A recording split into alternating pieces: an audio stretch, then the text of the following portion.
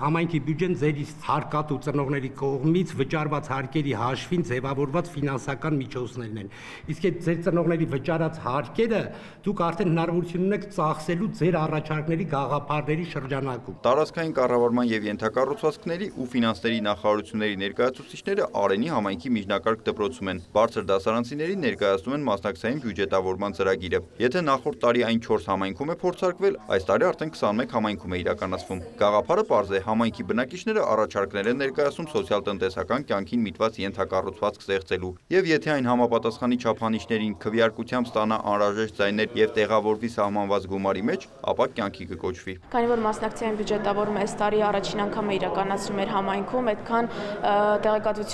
տեղեկացվածությունը բարձր չէ, բայց հետաքրքրված են աշակերտները, քանի որ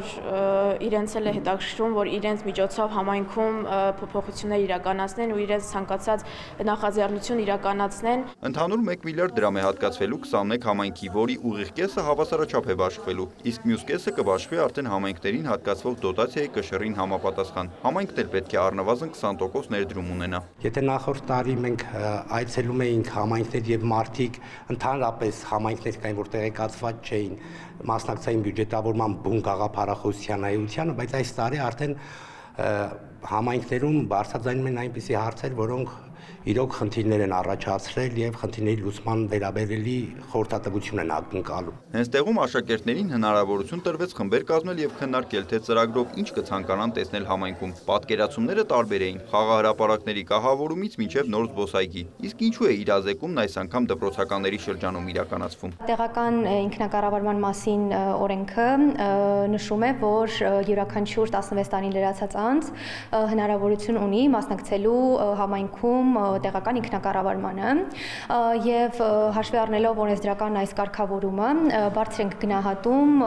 հատկապես դպրոցականների ներգրավվածությունը մասնակցային բյուջետավորման գործընթացին։ Համայնքապետարանի զարգացման ծրագրերի պատասխանատուն նշում է, բնակչությունը բավականին ակտիվ է եւ հետաքրքրված է մասնակցային բյուջետավորման ծրագրով։ Ներկայացվել ընդհանուր առմամբ 17 ծրագիր, որի քննարկման արդյունքում հանձնաժողովը 5-ին մերժել է, քանի որ չեն համապատասխանել չափորոշիչների մասնակցային բյուջետավորման։ Մնացած 12-ը դրվել է քվեարկության եւ պետք է ասել դեռ երեկվանից է սկսվել քվեարկությունը, բավականին ակտիվ առաջ է գնում գործընթացը։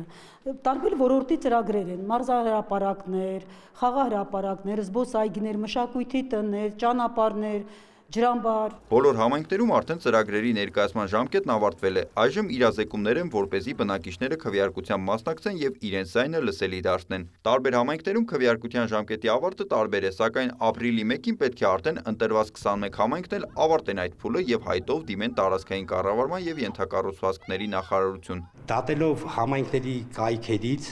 ինչպես նաեւ մեր այցելություններից, բավականին ոգևորիչ է դինամիկան քվեարկողների կարգի համաձայն, եթե մենք 1% էինք նախատեսել քվեարկության արդյունքները հաղթող ճանաչվող գաղափարների շրջանակում, ներկայում 3-ից 5%, նույնիսկ 10% դեպքեր են արձանագրվում,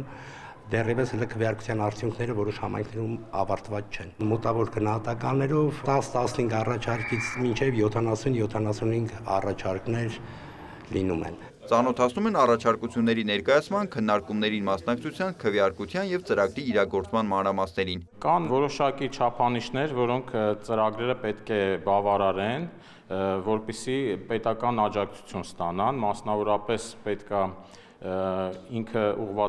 ծրագիրը պետքա ուղղված լինի սոցիալ-տնտեսական ենթակառուցվածքների զարգացմանը, պետք է ծրագրերը ներկայացված լինեն տեղական ինքնակառավարման մարմինների լիազորությունների շրջանակում, հավաքեն դրանց օգտին հավաքեն ձայների առնվազն քվեարկության իրավասություն ունեցող բնակիչների ձայների առնվազն 1%-ը իրագործելի լինեն տվյալ բյուջետային տարվա ընթացքում։ Մասնակցային բյուջետավորման ծրագրով 2025-ին ամենաշատ գումարը նախատեսված է հատկացնել Գյումրի համայնքին՝ 81 միլիոն 452 հազար դրամ, ամենաքիչը Եղեգիսին՝ 28 միլիոն 57 հազար դրամ։ Նիկոլայ Ավետիսյան, Սեյրան Անտոնյան, լուրեր։